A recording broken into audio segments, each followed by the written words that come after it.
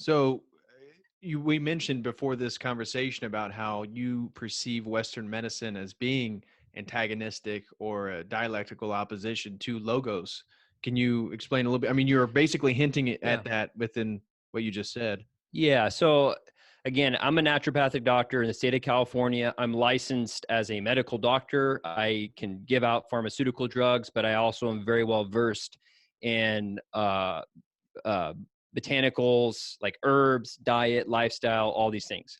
Now, there's a time and place for everything. You're in a car accident, you break your leg, you need to have surgery and fix that up. But when we look at things like chronic disease states, like diabetes, type 2, it is 100% reversible.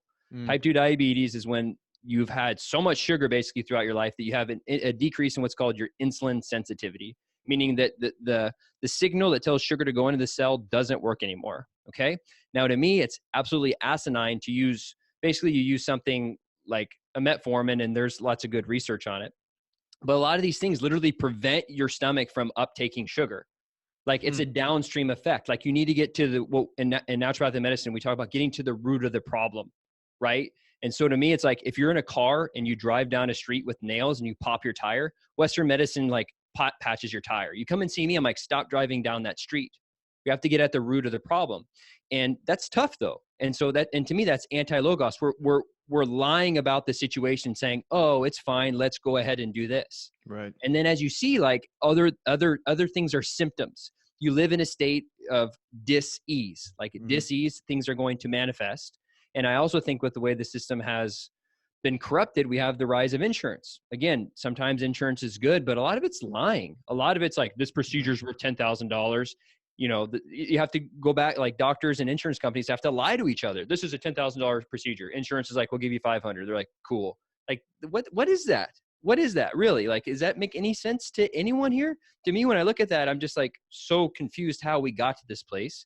And again, this is a big kind of reflecting back on what the logos is. It's like, well, we're not logical. So yeah, maybe it does make sense. We're in the upside down. yep. Yeah. And, when you mentioned how do we get to this place, this is something that I contemplate in regards to global politics, specifically American politics, just Western culture, the whole global homo agenda. And this is all predicated on the perpetuation of sin. It's normally Hmm. never framed in this manner, but sin is any action that takes you away from logos, God's Hmm. divine order, because it's never sinful to be in God's order.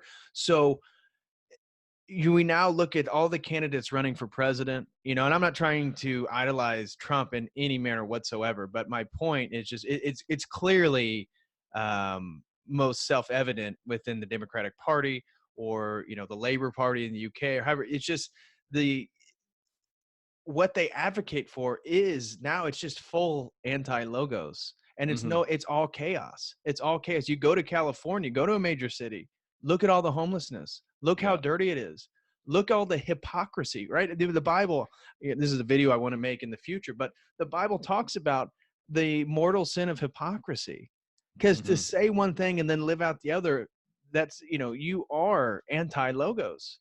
And Yeah. the hypocrisy of the world right now. Look at the NBA in China, and LeBron James, so quick to criticize Trump, so quick to criticize traditional America, so quick Yep. to criticize anything American, and yet will not say a word on China, and then says that Daryl Morey is uneducated, a gentleman that graduated from MIT, who all he did was show support for Yeah. people fighting for freedom in Hong Kong, Yeah. dying and fighting for freedom, our age.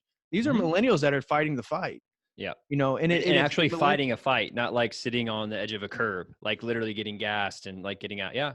yeah, Fighting for this is the independence. this is the revolution. The Yeah. revolution before, in the 1770s, it was against the British Empire. Well, the Hmm. revolution now is against China, Yep. and it's so sick to see how Google, Disney, Apple, the NBA, they have sold out for the dollar, because the size of the market in China, I mean, China is arguably 1/4 of the world. Yeah.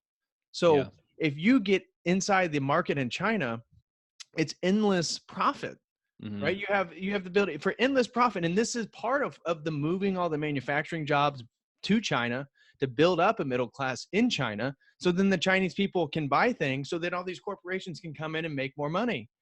And It's all about once you see how it's chasing the all dollar. greed, it's all mammon, it's Mhm. all the 7 deadly sins.